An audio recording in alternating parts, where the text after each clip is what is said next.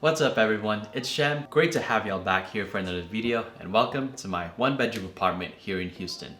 I moved here from South Carolina back in June of 2022 to start my first full-time job as an IT consultant after I graduated college back in May. I'll break down the cost of this apartment and the layout of Houston a little later on in this video, but for now, let's get this apartment tour started. Alright, so we are here in my kitchen. First place you can see when you come in through the front door. So you can see we have a ton of cabinet space here. I'm not going to be any closer to the cabinets because the lighting in the kitchen is atrocious, so I'll just talk about it out here. We have a full-size fridge behind me, as well as your standard kitchen appliances like a microwave, stove, and oven. What you can't see here is a dishwasher. Favorite part of the kitchen, easily, because I hate hand washing dishes. Alright, so we've made it to my favorite part of the tour. That is my 7-gallon high-tech nano CO2 injected aquarium. Now, quick bio lesson for you, in case you forgot from high school or college. Plants love carbon dioxide because they need it for photosynthesis. But the problem is the CO2 content in water is a lot smaller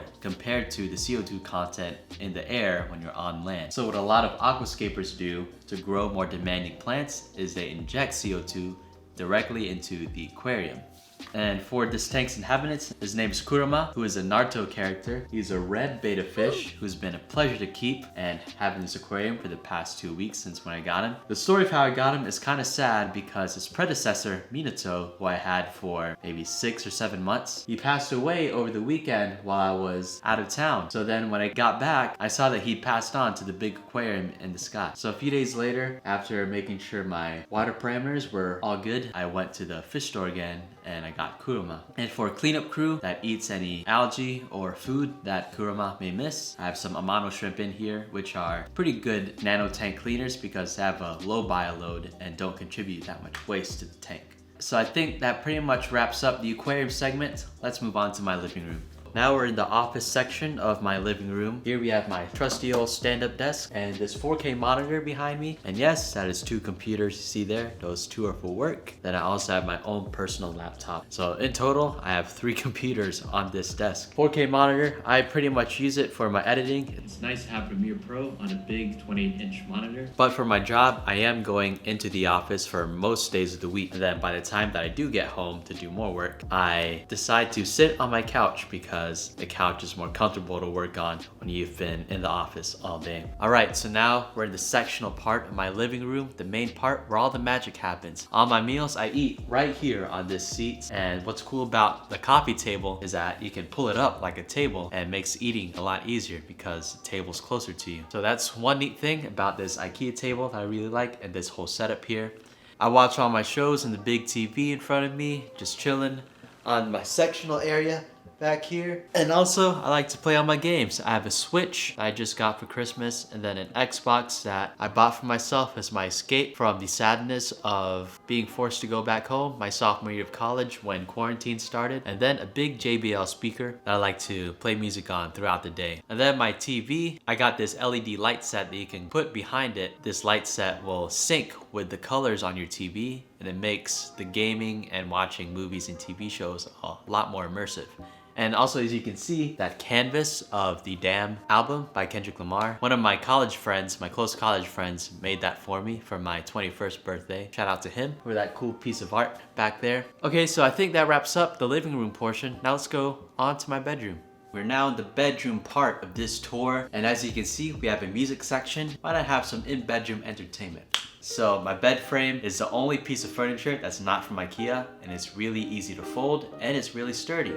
So no squeaks at all whatsoever. I have a walk-in closet, very spacious, a lot of room to dump all my stuff in and clothes in. And then chest of drawers, also from IKEA. On top of the chest of drawers is a TV from college that I used to use. Right next to it is some childhood memorabilia. When I was in elementary school and early middle school, I was really into Transformers and Power Rangers. I have a bunch of Transformers toys and Power Rangers Megazords. And believe it or not, this was not my full collection. Back in high school, I sold a good chunk of my smaller toys so I could save up for my car that I have now. Here are my beds. This is my one piece of memorabilia from high school. It's this Little Shop of Horrors pillow. When I was in high school, my senior year, I played the dentist in Little Shop of Horrors, and it was the most fun show ever. Fun playing that character. It's my favorite character that I ever played in my 3 years of high school theater. And then up here on my wall, as you can see, I have some maps up there.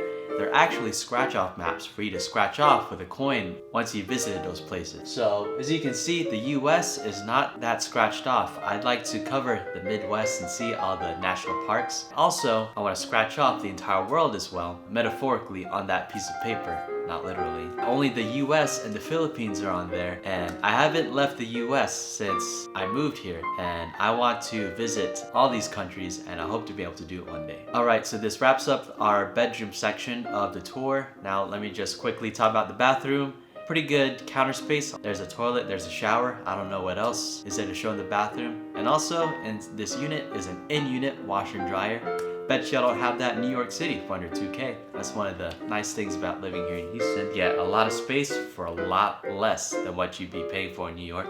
I think that pretty much covers every section of this apartment. Now let's go back to the living room and I'll break down the cost of the apartment and also the general layout in Houston. So if you don't live in Houston and don't know anything about the area, the best way to divide Houston is to living outside the loop and inside the loop. The loop is basically 610, which encircles inner Houston. And I knew while I was looking at places to live that I wanted to be in a more urban area. If you want that city life, then you would want to live inside the loop in Houston, like downtown, midtown, Edo or East Downtown, Montrose, River Oaks, Buffalo Bayou. My apartment, I'm definitely paying for that location to be inside the loop and be closer to the city, but that's okay with me for now because I'm in my 20s and I'm not interested in living in suburbia anytime soon.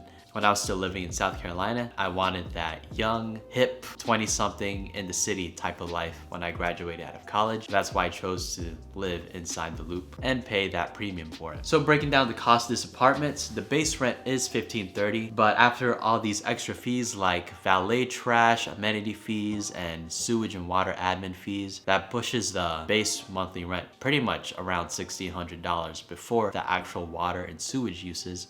There's a parking garage in this apartment, which is pretty common in Houston because it's a very car-centric city. The apartment does have amenities like gyms and pools, but I barely use these because I'm very busy during the week. Electricity is not included in the rent. Instead, you have to shop for an electricity provider because the electricity market here in Texas is deregulated in the name of consumer empowerment. But I don't think I benefited from that deregulation at all because I paid almost $200 one month last summer because of how much I was using the AC. Last summer, the electricity companies were basically emailing us saying, hey, don't use your AC so we can conserve power. Woohoo, teamwork. Aside from my complaints on how electricity is handled here and all these extra fees, I really can't complain too much because I'm in a good place in my life where I can comfortably afford a one-bedroom apartment and be able to experience having a space all to myself, not having messy roommates. To all my family and friends that supported me during college to help me get to this spot where I am today, all I can say is thank you.